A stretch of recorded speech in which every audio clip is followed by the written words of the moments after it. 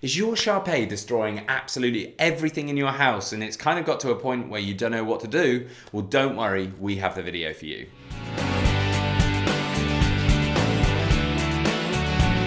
Welcome back to the Fenrir SHAR PEI Show. My name's Joe and I'm a certified canine leader here at FenrirCanineLeaders.com.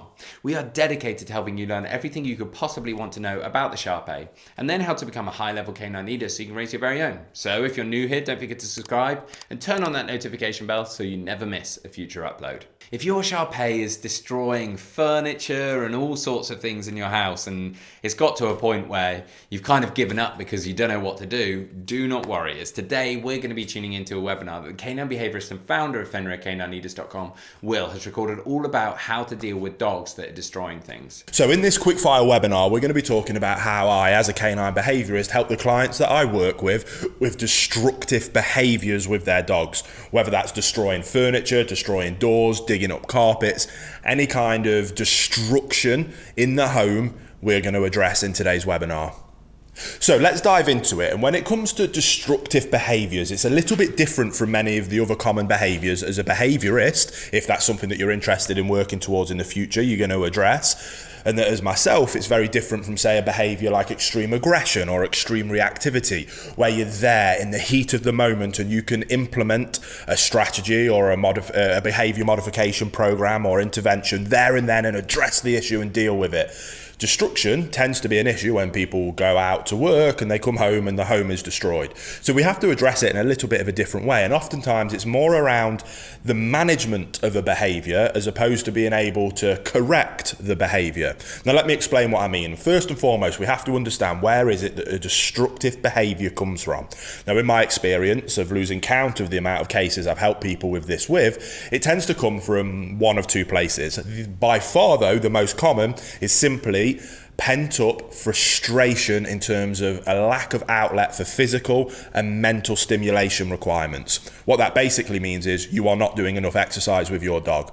If you go out and do more exercise with your dog, give them more mental stimulation, enough that truly satisfies them every single day, depending on their breed and specific requirements for them as a dog, that will 9 times out of 10 address the problem of destructive behaviors. Now, sometimes people don't want to hear that. What they want is for me as a behaviorist with the reputation that I've got to be able to come in and wave a magic wand. They don't have to do anything for their lifestyle and I fix their broken dog. Their dog isn't broken. The dog is simply bored and frustrated. We need to give them a positive outlet for that frustration and that will address the problem. So we're going to significantly increase the amount of exercise we're doing and significantly increase the amount of mental stimulation that we're giving them. If you're prepared to do that, 9 times out of 10, you're going to solve this problem. Now, if you want to do that in more of a professional setting, you're going to have to develop the people skills of being able to get that across to your clients in a way that, first of all, won't upset them by simply calling them out and telling them that they're the problem,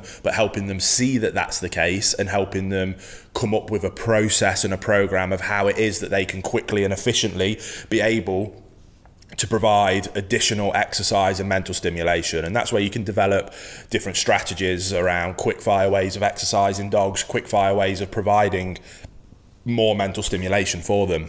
And as is always the case with any behavior case that I work on, I always help our owners restructure their relationship with their dogs and help them become a higher level canine leader. When it comes to working with specific behavior problems, the behavior problem that an owner will come to me with, maybe it's the problem that you're dealing with yourself. Maybe, again, you want to be considering moving into this as a profession. So someone might come to you with is what we call the micro issue. That is the symptom that we're seeing, and that is what the owner will want addressing. And it is our responsibility to help them do that.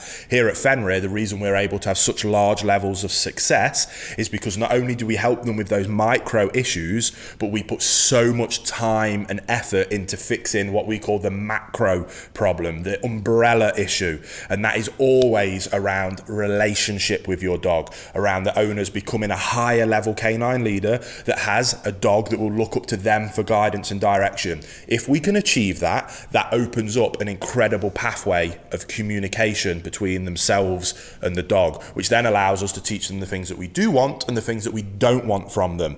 Now, in terms of destructive behavior being the micro issue, it's one of the few behaviors where addressing that at a macro level might not necessarily be what they're looking for in the micro fix. It doesn't mean it's helpful. It's incredibly helpful. So I highly suggest that you go and do that, because that will address any other possible problems that will come up in the future.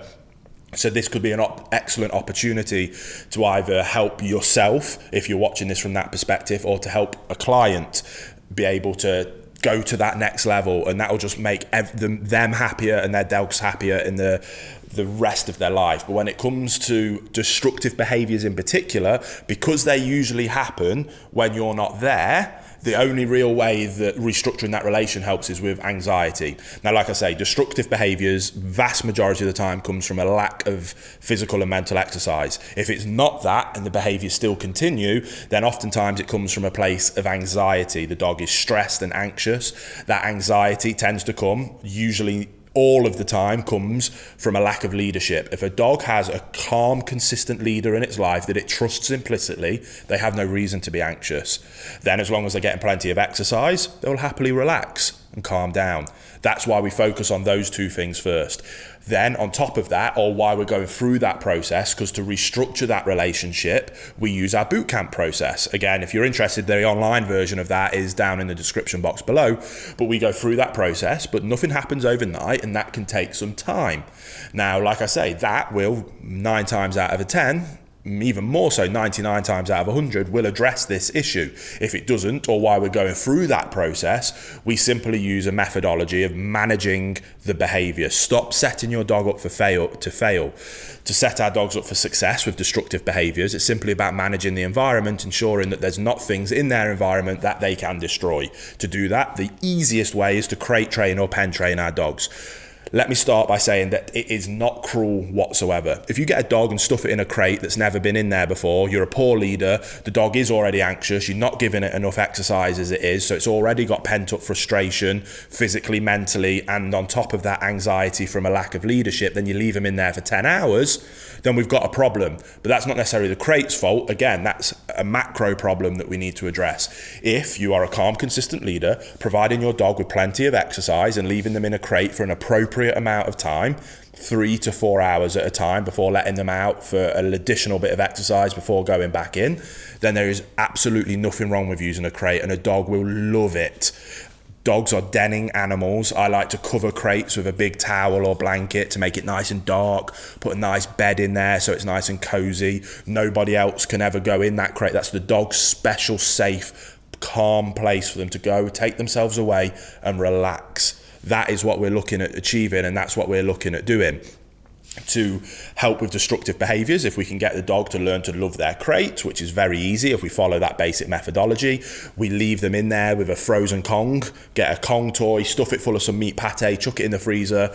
Then before you go out, 10 minutes before you go out, let them sniff the Kong, put the Kong into the crate, shut the crate door so they can't get in there. And I promise you, you do that every time, your dog will be begging you to go away so that you can let them in the crate and shut them in there with that Kong. They'll look forward to that time alone. You add that on top of exercise, they go in, the Kong provides additional mental stimulation while they work their way through it. Happy days, everyone's happy. The dog then works their way through the Kong. Oh, I'm knackered now, I'm just gonna have a little sleep until the boss comes home. You come home, do a bit more exercise. Again, it's not rocket science. Add in more exercise, add in better leadership, control the environment, nothing in your house ever gets destroyed again. It's not rocket science. The theory is simple and straightforward, just requires a little bit of commitment and dedication and leadership on your part if the owner, or helping your clients' owners be able to implement those kind of basic strategies just with dedication and commitment to the desired outcome, which is having a perfect dog, which you will have if you put in that effort. So I hope that was helpful. Go away, get stuck in, start implementing those things, and I promise you, you're going to achieve incredible levels of success.